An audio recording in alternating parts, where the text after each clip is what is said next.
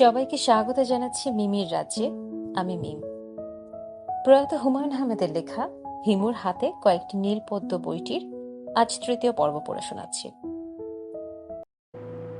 পুলিশের গাড়ি আমাকে কারওয়ান বাজার নামিয়ে দিয়ে গেল। ড্রাইভারের গায়েও খাকি পোশাক। সে বেশ আদবের সঙ্গে গাড়ির দরজা খুলে আমাকে নামতে সাহায্য করলো। তারপরই এক স্যালুট।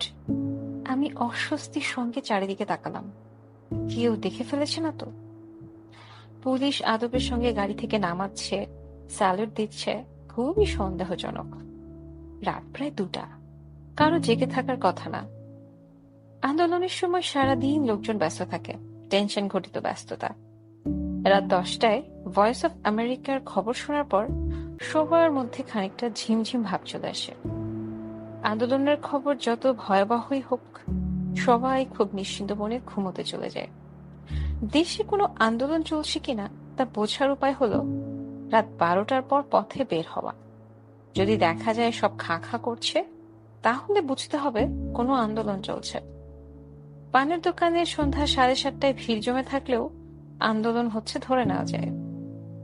বিবিসির দিকে গভীর আস্থা ও বিশ্বাস নিয়ে লোকজন কান পেতে থাকে।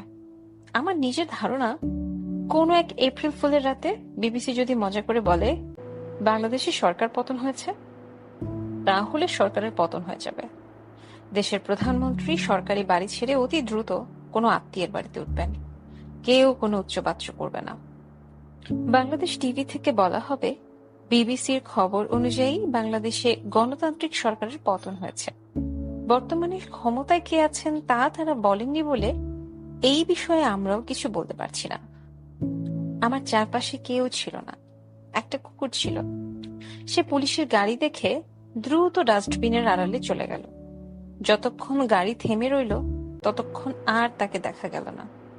গাড়ি চলে যাবার পরই সে মাথা বের করে আমাকে দেখল। আমি বললাম, এই আয়। সে কিছু সন্দেহ, কিছু শঙ্কা নিয়ে বের হয়ে এলো। লেজ নাড়ছে না। এর অর্থ হচ্ছে আমার ব্যাপারে সে নিশ্চিত হতে পারছে না। পুলিশের গাড়ি যাকে নামিয়ে দিয়ে যায় তার ব্যাপারে পুরোপুরি নিশ্চিত হওয়া নিম্ন শ্রেণীর প্রাণীর পক্ষেও সম্ভব না।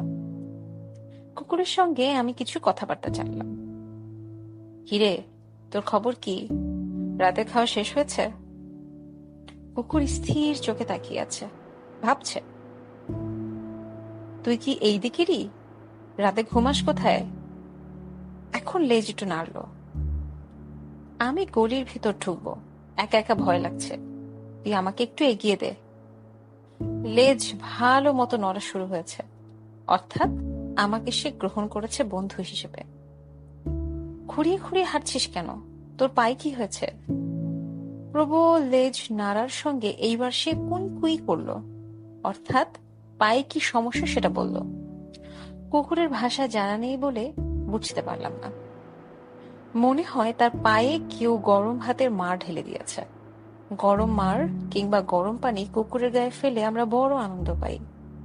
ব্যথা যন্ত্রণায় সে ছটফট করে। দেখে আমাদের বড়ই ভালো লাগে। মানুষ হিসেবে সমগ্র পশু জগতে আমরা শ্রেষ্ঠ, সেটা আবারও প্রমাণিত হয়। আমার ধারণা, নিম্ন শ্রেণীর পশু বলে আমরা যাদের আলাদা করছি তাদের আলাদা করা ঠিক হচ্ছে না।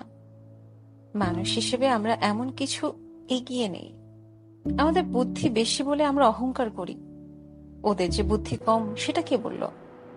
আমাদের লজিক আছে, ওদের নেই। এটাও কি নিতান্তই একটা বাজে কথা না? আমরা কি কখনো ওদের মাথার ভেতর ঢুকতে পেরেছি যে বলবো ওদের লজিক নেই? আমাদের ভাষা আছে, ওদের নেই। আরেকটি নিতান্তই হাস্যকর কথা, ওদের ভাষা অবশ্যই আছে। একটা কুকুর অন্য একটি কুকুরের সাথে নানান বিষয়ে কথাবার্তা বলে। আমরা যখন শুনি তখন মনে হয় শুধুই ঘেউ ঘেউ করছে। দুজন চাইনিজ কিংবা জাপানিজকে যখন কথা বলতে শুনি তখন মনে হয় এরা কিছুই বলছে না, শুধু চ্যাং ব্যাং টাইপ শব্দ করছে। ওদের চ্যাং ব্যাং এর সঙ্গে ঘেউ ঘেউয়ের তফাৎটা কোথায়? পশুদের বুদ্ধি আছে, জ্ঞান আছে, চিন্তা শক্তি আছে। সব জেনেও এদের আমরা অস্বীকার করি শুধু নিজেদের স্বার্থে। অস্বীকার না করলে এদের হত্যা করে আমরা খেতে পারতাম না, আমাদের লজ্জা করত। খোঁড়া কুকুরটা আমার আগে আগে যাচ্ছে, মনে হয় পথ দেখিয়ে নিয়ে যাচ্ছে। হয়তো সে আগেও আমাকে এই অঞ্চলে আসতে দেখেছে।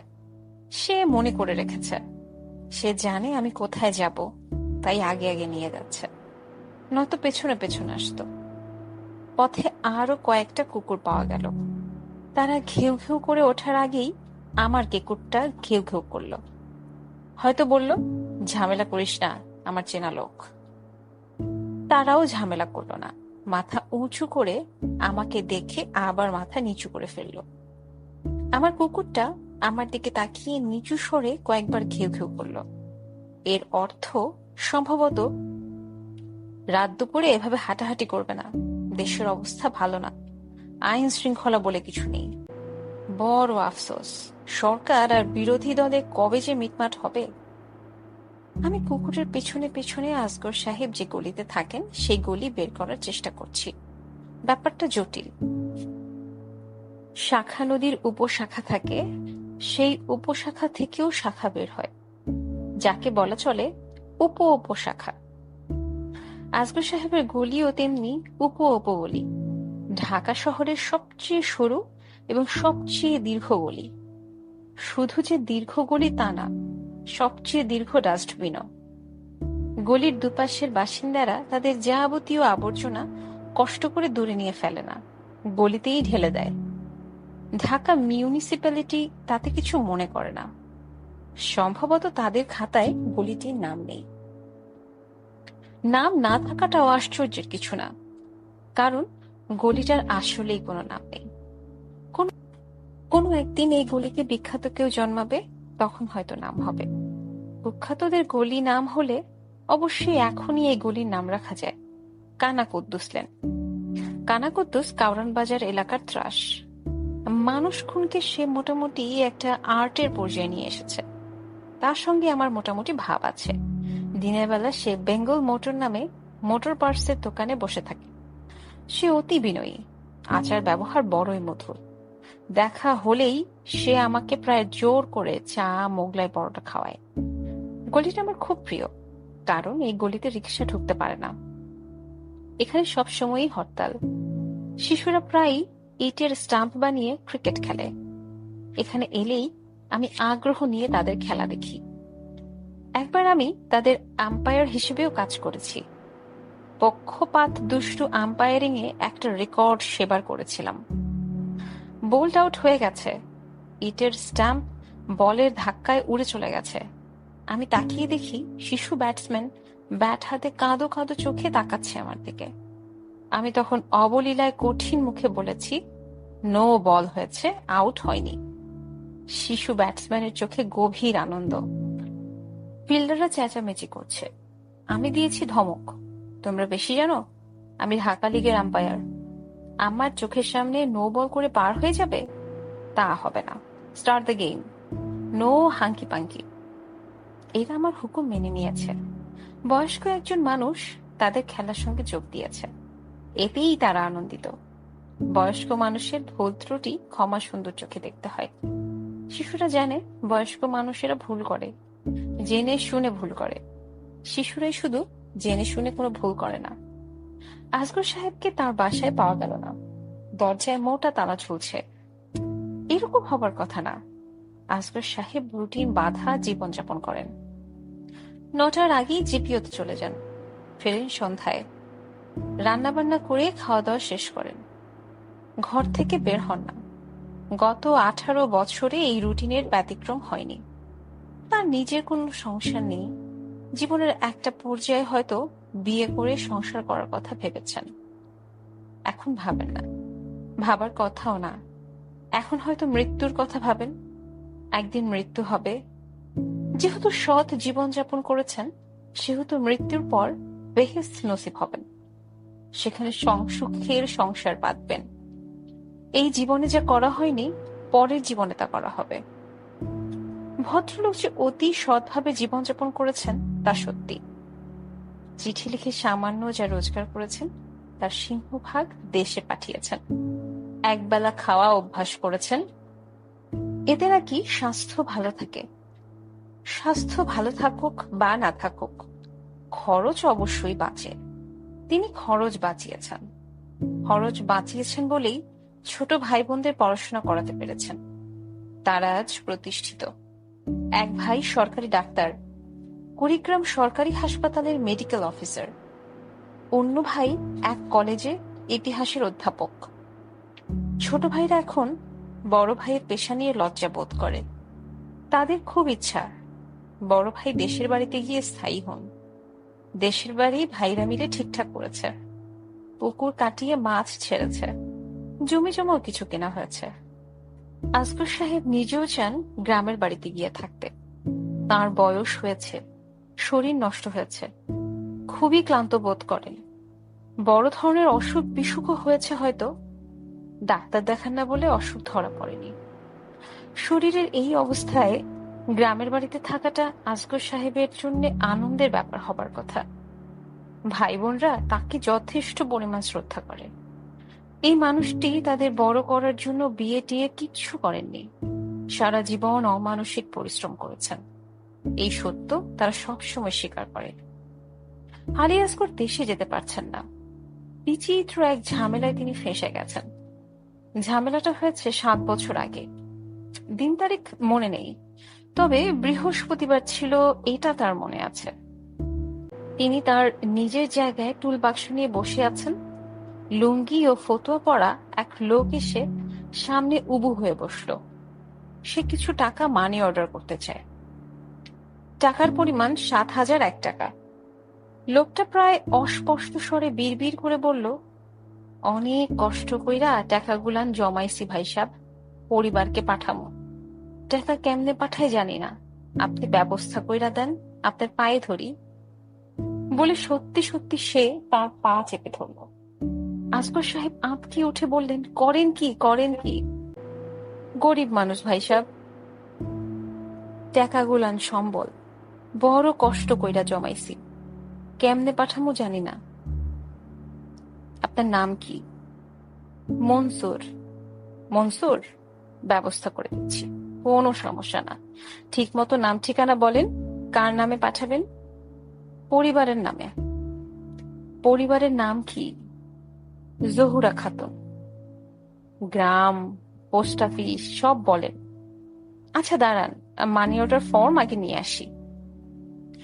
মানি অর্ডার ফর্ম আনতে গিয়ে দেখা গেল বৃহস্পতিবার হাফ অফিস, সব বন্ধ হয়ে গেছে। শনিবারের আগে মানি অর্ডার করা যাবে না।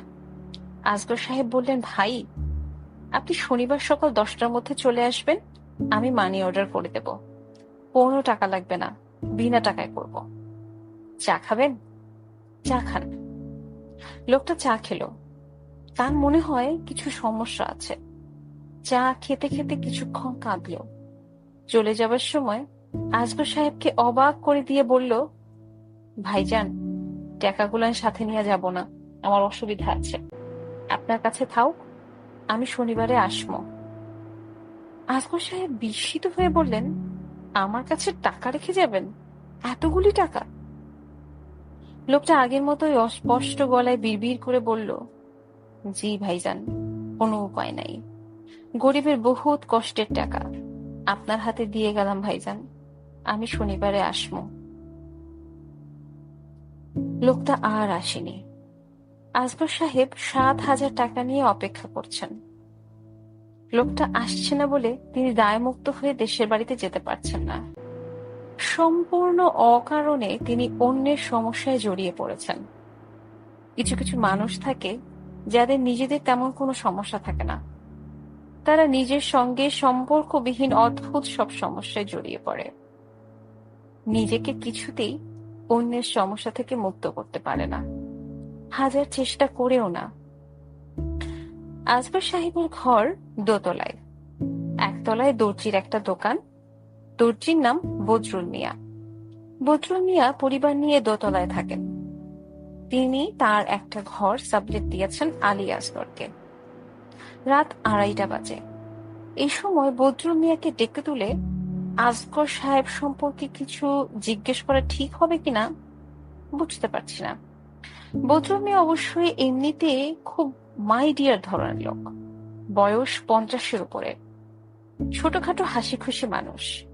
মাথায় টুপি পরে হাসি মুখে অনবরত ঘটাং ঘটাং করে পা মেশিন চালান। বদরুল মিয়ার বিশেষত্ব হচ্ছে তিনি মেয়েদের ব্লাউজ ছাড়া অন্য কিছু বানাতে পারেন না, কিংবা পারলেও বানান না। ব্লাউজ মনে হয় তিনি ভালো বানান। তার দোকানে মেয়েদের ভিড় লেগেই থাকে। মেয়েরাও তাকে খুব পছন্দ করে। তাকে বদরুল চাচা না ডেকে নূর চাচা ডাকে, কারণ বদরুল মিয়ার চেহারা দেখতে অনেকটা অভিনেতা আসাদুজ্জামান নূরের মতো। আমি বদরুল মিয়ার ঘরের দরজায় ধাক্কা দিয়ে ডাকলাম, নূর চাচা আছেন নাকি? সঙ্গে সঙ্গে দরজা খুলে বদরুল মিয়া বের হয়ে এলেন। মনে হয় জেগেই ছিলেন। গভীর রাতে ডেকে তোলার জন্য তাকে মোটেই বিরক্ত মনে হলো না, বরং মনে হলো তিনি আমাকে দেখে গভীর আনন্দ পেয়েছেন। মেয়েদের ব্লাউজের কারিগররা হয়তো আনন্দময় ভুবনে বাস করেন। তিনি হাসি মুখে বললেন, ব্যাপার কি হুমু ভাই? আসগর সাহেবের খোঁজে এসেছিলাম। ঘর তালাবদ্ধ। খবর জানেন কিছু? জি না, কিছুই জানি না। আজ দোকান বন্ধ করেছি 12টার সময়, তখনও দেখি আসেন নাই। এরকম কখনো হয় না। উনি সন্ধ্যার সময় চলে আসেন। আমি নিজেও চিন্তাযুক্ত।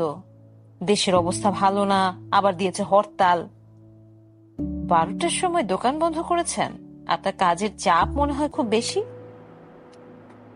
বদরুল মিয়া আনন্দে হেসে ফেলে বললেন, সবই আল্লাহর ইচ্ছা। ব্যবসা মাশাআল্লাহ ভালো হচ্ছে। আন্দোলনের সময় মেয়ে ছেলেরা কাপড় বেশি বানায়। কাপড় না, ব্লাউজ মনে হয় বেশি বানায়। বদরুল মিয়া আবারও মিষ্টি করে হাসলেন। আমি বললাম, আচ্ছা নূর চাচা, আপনার এই অঞ্চলের সব মেয়ের বুকের মাপ আপনি জানেন, তাই না? এইটা জানতেই হয়, মাপ লাগে। এই অঞ্চলের সবচেয়ে বিশাল বক্ষা তরুণীর নাম কি? বদরুল মিয়া আবারও বিনীত ভঙ্গিতে হাসলেন, কিছু বললেন না। গলা খাকারি দিয়ে হাসি বন্ধ করলেন। আমি বললাম, প্রফেশনাল এথিক্স। নাম বলবেন না। খুব ভালো।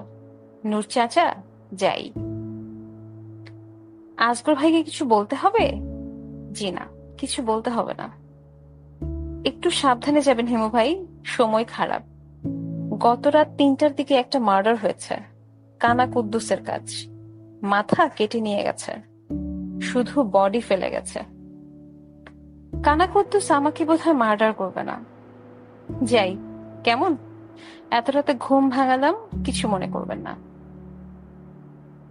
জি না, এটা কোনো ব্যাপার না।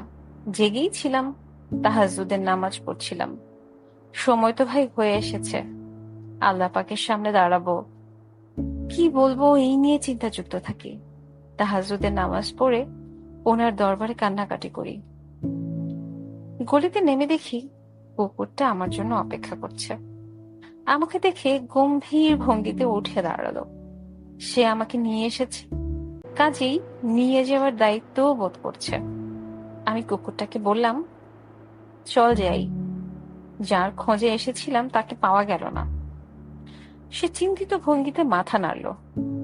আমি হাঁটছি, সে আসছি আমার পেছনে পেছনে। তার সঙ্গে কথা বলতে সমস্যা হচ্ছে, বারবার মাথা ঘুরিয়ে পেছনে তাকাতে হচ্ছে। আসগর সাহেবের জন্য খুব চিন্তা হচ্ছে। কি করি বলতো? কুকুরটা মাথা নাড়ল। আমার চিন্তা মনে হয় তাকেও স্পর্শ করেছে। আমার কি ধারণা জানিস?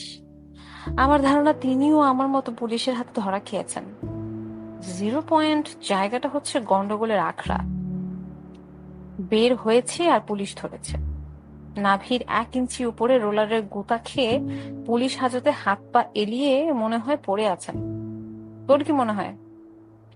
ঘেউ ঘেউ। কুকুরের ভাষায় এই শব্দের মানে কে বলবে? আমার ইনটিউশন বলছে রমনা থানায় গেলে আসগর সাহেবের খোঁজ পাবো।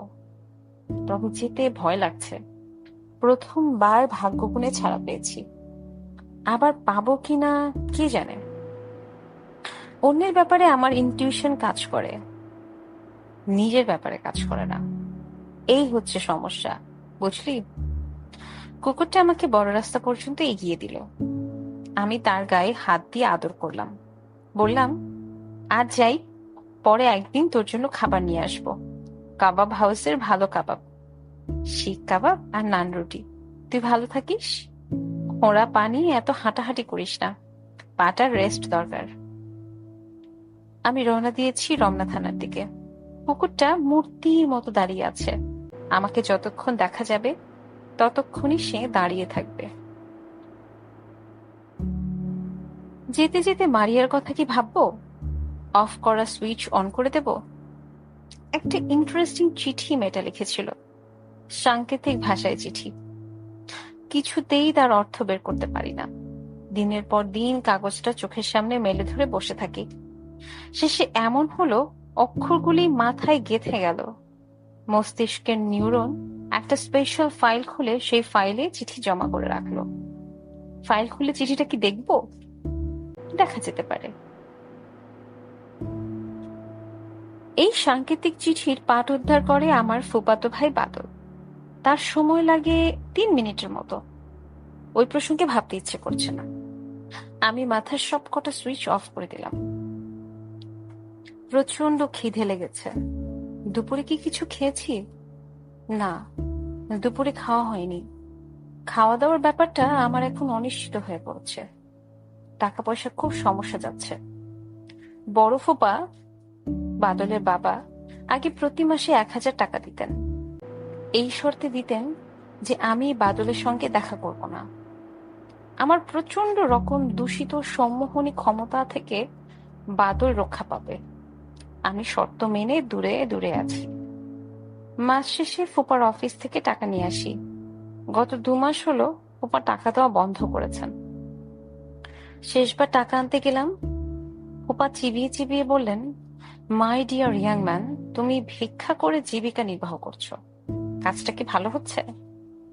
আমি হাই তুলতে তুলতে বললাম, এই দেশের শতকরা 30% লোক ভিক্ষা করে জীবনযাপন করছে, কাজেই আমি খারাপ কিছু দেখছি না। তোমার শরীর ভালো, স্বাস্থ্য ভালো, পড়াশোনা করেছো, তুমি যদি ভিক্ষা করে বেড়াও সেটা দেশের জন্য খারাপ। অর্থাৎ আপনি আমাকে মান্থলি অ্যালাউন্স দেবেন না? ফুপা বিস্মিত হয়ে বললেন, কয়েক মাস তোমাকে টাকা দিয়েছি, অমনি তোমার ধারণা হয়ে গেছে টাকাটা তোমার প্রাপ্য? এটা তো খুবই আশ্চর্যের ব্যাপার। মাই ডিয়ার ইয়াং ম্যান, টাকা কষ্ট করে রোজগার করতে হয়। একজন মাটি কাটা শ্রমিক সকাল থেকে সন্ধ্যা পর্যন্ত মাটি কেটে কত পায় জানো? মাত্র 70 টাকা। তুমি কি মাটি কাটছো? জি না। তাহলে? তাহলে আর কি, চা দিতে বলেন, চা খেয়ে বিদায় হয়ে যাই। হ্যাঁ, চা খাও, চা খেয়ে বিদায় হোক। বাদলের সঙ্গে অনেকদিন দেখা হয় না। ও আছে কেমন? ওর সঙ্গে দেখা করতে যাব। কখন গেলে ওকে পাওয়া যায়? হোপা উচ্চাঙ্গের হাসি হাসলেন। আমি তার 2 দফা হাসিতে বিভ্রান্ত হয়ে গেলাম। হিমু। জি ফোপা। আমার বাড়িতে আসার ব্যাপারে তোমার উপর যে নিষেধাজ্ঞা ছিল তা এখন তুলে নেওয়া হলো। তুমি যখন ইচ্ছা আসতে পারো। আমি বিস্মিত হয়ে বললাম, বাদল কি দেশে নেই? ফোপা আবারও তার বিখ্যাত হাসি হেসে বললেন, না, তাকে দেশের বাইরে পড়তে পাঠিয়েছি। তোমার হাত থেকে ওকে বাঁচানোর একটাই পথ ছিল। ভালো করেছেন। ভালো করেছি তো বটেই। এখন চা খাও, চা খেয়ে পথে পথে ঘুরে বেড়াও। চায়ের সঙ্গে হালকা স্ন্যাক্স কি পাওয়া যাবে ফুপা? No snacks. চা যে খেতে দিচ্ছি এটাই কি যথেষ্ট না? যথেষ্ট তো বটেই। আমি ফুপার অফিস থেকে চা খেয়ে চলে এসেছি। আমার বাধা রোজগার বন্ধ। তাতে খুব যে ঘাবড়ে গেছি তা না। বাংলাদেশ ভিক্ষাবৃত্তির দেশ। এই দেশে ভিক্ষাবৃত্তিকে মহিমান্বিত করা হয়েছে। এখানে ভিক্ষা করে বেঁচে থাকা খুব কঠিন হবার কথা না। এখন অবশ্য কঠিন বলে মনে হচ্ছে। খিদে অস্থির বোধ করছি।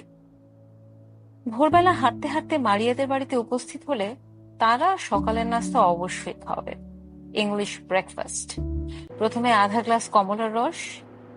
খিদেটাকে চনমনে করার জন্য ভিটামিন সি সমৃদ্ধ কমলার রসের কোনো তুলনা নেই। তারপর কি? তারপর অনেক কিছু আছে, সব টেবিলে সাজানো, যা ইচ্ছা তুলে নাও।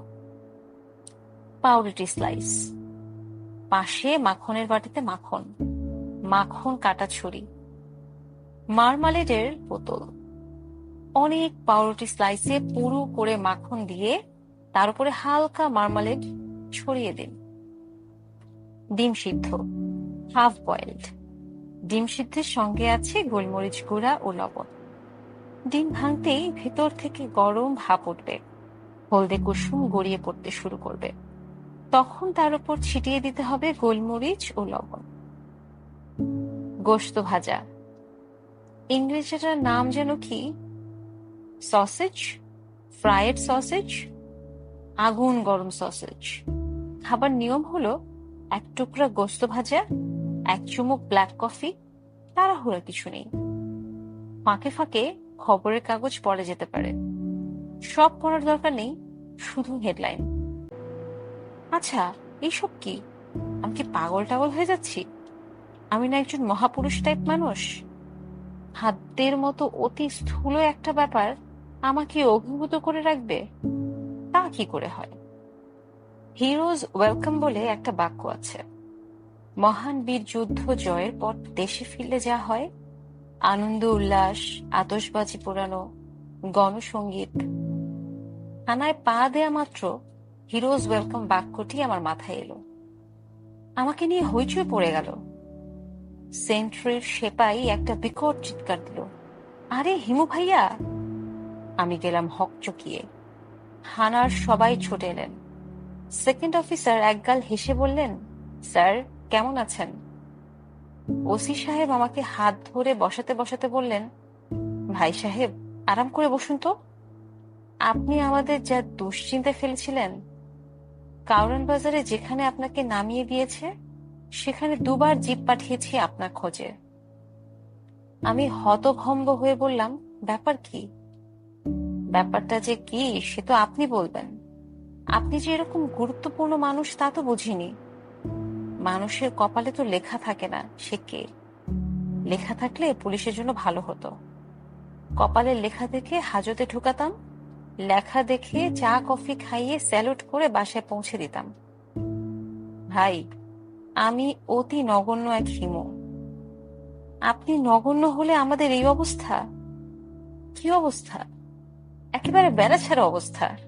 দাঁড়ান, সব বলছি। ভাই সাহেব চা খাবেন?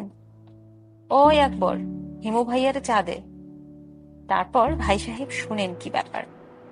আপনাকে তো ছেড়ে দিলাম। তারপরই মারিয়া নামের একটি মেয়ে টেলিফোন করলো, আপনার সঙ্গে কথা বলতে চায়। আমি যতই বলি ছেড়ে দিয়েছি ততই চেপে ধরে, আমার কথা বিশ্বাস করে না। রাগ করে টেলিফোন রেখে দিলাম। তারপর শুরু হলো গজব।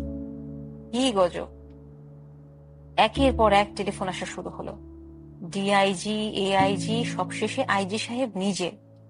আমি স্যারদের বললাম আপনাকে ছেড়ে দিয়েছি, তারা বিশ্বাস করলেন। তারপর টেলিফোন করলেন হোম মিনিস্টার। রাত তখন 3টা 10। মন্ত্রীরা তো সহজে কিছু বোঝেন না। যতই বলি স্যার ওনাকে ছেড়ে দিয়েছি, মন্ত্রী বলেন দেখি লাইনে দিন, কথা বলি। আর যাকে ছেড়ে দিয়েছি তাকে লাইনে দেব কিভাবে? আমি কি জাদুকর জুয়েলাইজ? উনি বললেন হিমু সাহেবকে যেখান থেকে পারেন খুঁজে আনেন। আমার কলজে গেল শুকিয়ে, হার্টে ড্রপ বিট শুরু হলো। এখন আপনাকে দেখে কলিজায় পানি এসেছে, হার্টও নর্মাল হয়েছে। ভাইয়া, আপনি যে এমন তালেবর ব্যক্তি সেটা বুঝতে পারিনি। নিজ গুণে ক্ষমা করে দিন।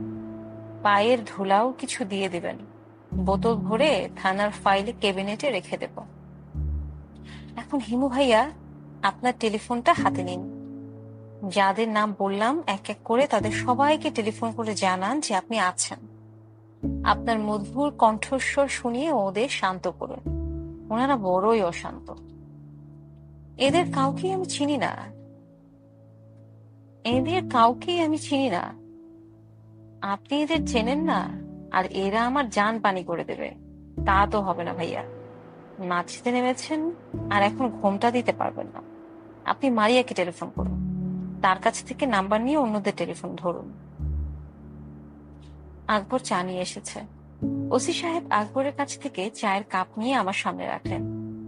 আকবরের দিকে আগুন চোখে তাকিয়ে বললেন, হারামজাদা, এক কাপ চা আনতে এতক্ষণ লাগে? বলেই আচমকা এক চড় বসালেন। আকবর উল্টে পড়ে গেল, আবার স্বাভাবিকভাবে উঠে দাঁড়িয়ে চলে গেল, যেন কিছুই হয়নি। ওসি সাহেব টেলিফোন সেট আমার দিকে এগিয়ে দিয়ে বললেন, নাম্বার বলুন, আমি ডায়াল করে দিচ্ছি।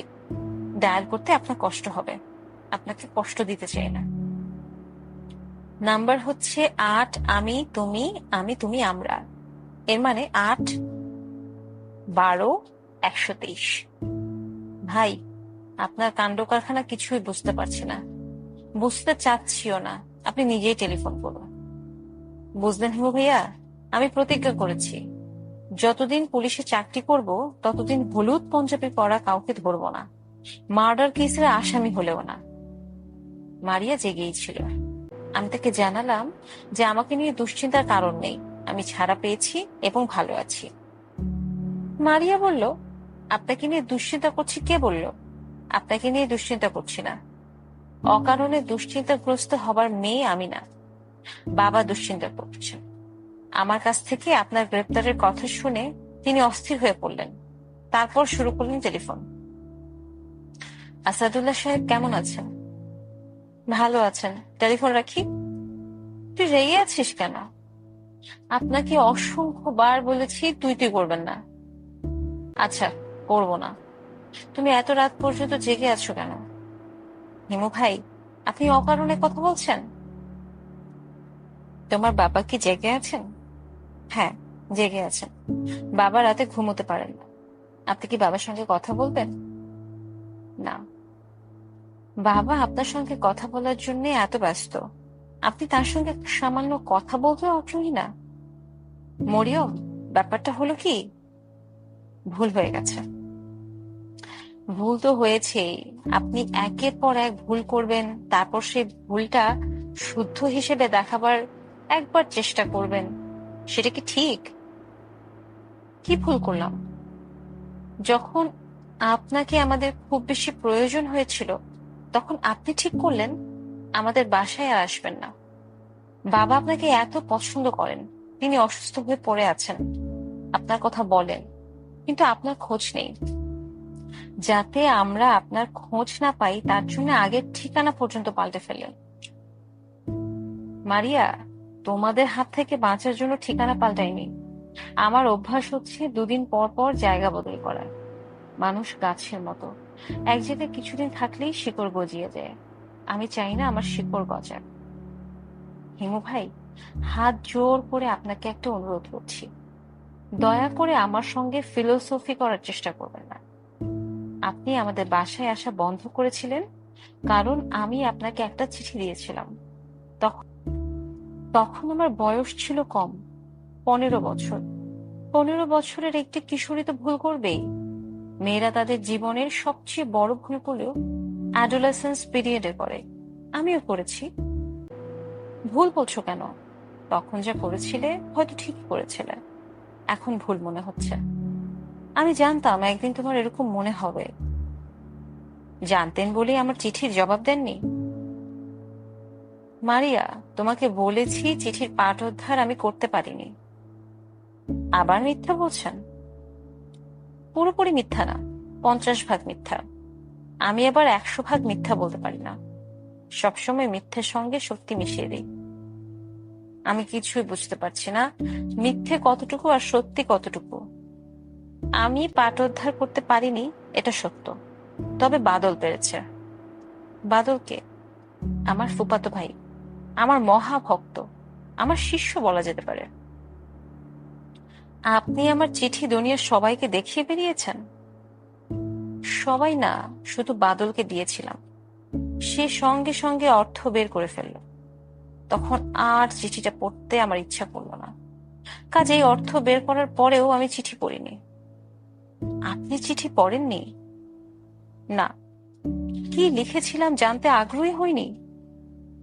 আগ্রহ চাপা দিয়েছি। কেন?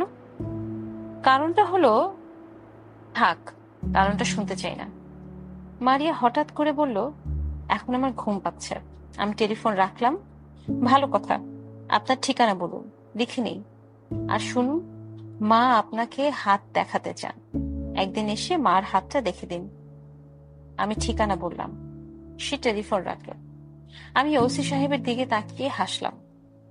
তিনি হাসলেন না, ভুরু কুঁচকে তাকিয়ে রইলেন। আমি বললাম, আপনার দুশ্চিন্তা করার কোনো কারণ নেই।